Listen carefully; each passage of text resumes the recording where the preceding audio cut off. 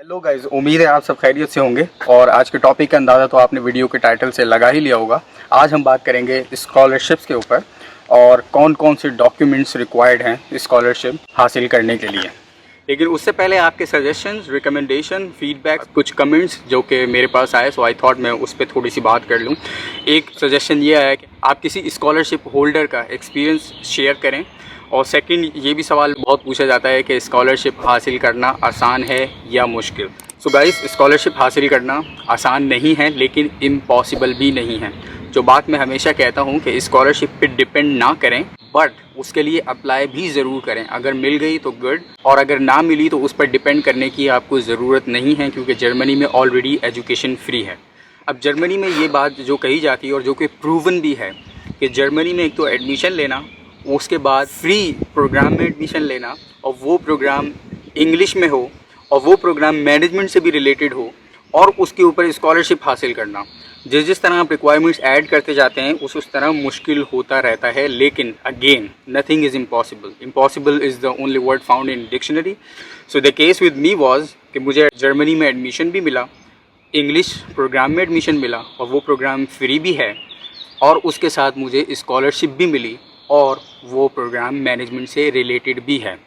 So the example is here कि मुश्किल है, बहुत आसान नहीं है, आई वुडंट से दैट, लेकिन इम्पॉसिबल भी नहीं है। और ऐसा भी नहीं है कि मैं अकेला ही स्टूडेंट हूँ जिसको ये सारी चीज़ें एक साथ मिली। मेरे जैसे बहुत सारे स्टूडेंट्स हैं। सो गाइज, ये पॉइंट तो हो गया यहाँ पर क्लियर। स्टिल अगर आपके कोई क्वेश्चंस हों, रिकमेंडेशन या फीडबैक, सजेशंस हों, तो don't forget to let me know about them and I would make sure that I would clear them all. तो अब चलते हैं अपने टॉपिक की तरफ, जो कि है कौन कौन से डॉक्यूमेंट्स रिक्वायर्ड हैं if you want to apply for the scholarships. But guys, उससे पहले, if you haven't subscribed to my channel, make sure you do that. And if you are watching it on Facebook, down below is the link of my YouTube channel.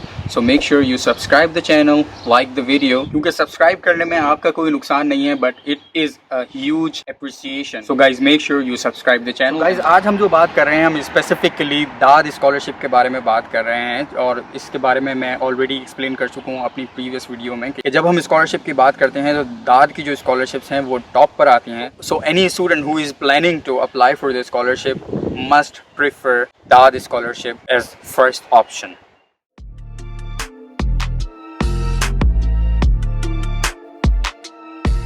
So guys, सबसे पहला जो document required होता है दाद scholarship के लिए apply करने के लिए, वो होता है आपका एप्लीकेशन फॉर्म। उसके लिए मैं लिंक भी डाउन इन द डिस्क्रिप्शन आपके लिए पोस्ट कर दूंगा, ताकि आप वो एप्लीकेशन फॉर्म डाउनलोड कर लें। उसके बाद जो दूसरा डॉक्यूमेंट रिक्वायर्ड होता है वो है आपका हैंड साइन मोटिवेशन लेटर।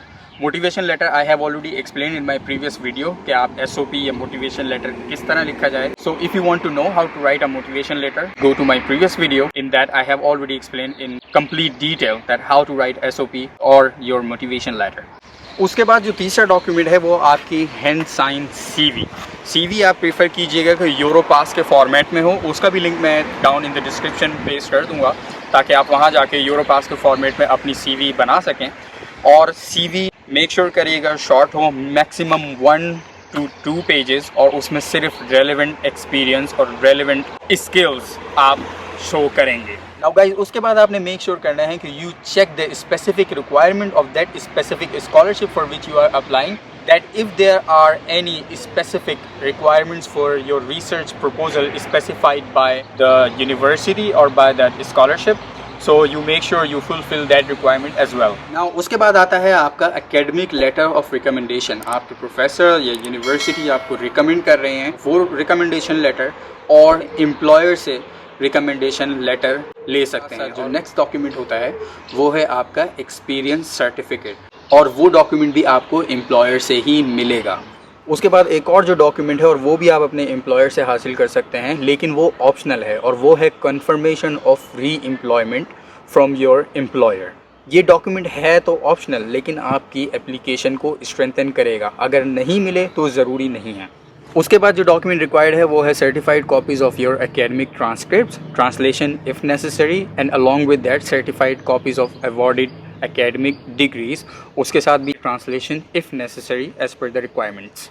उसके बाद जो नेक्स्ट डॉक्यूमेंट रिक्वायर्ड है वो है आपकी language skills. If the program is in English then obviously IELTS और TOEFL, but make sure TOEFL is only acceptable the academic version.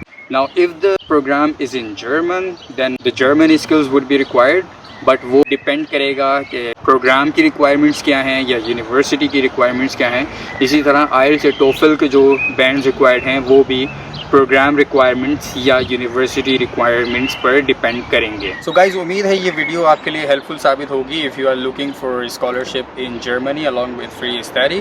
Still if you have any question you can write down in the comments, contact me on Facebook, DM me on Insta, and don't forget to subscribe the channel.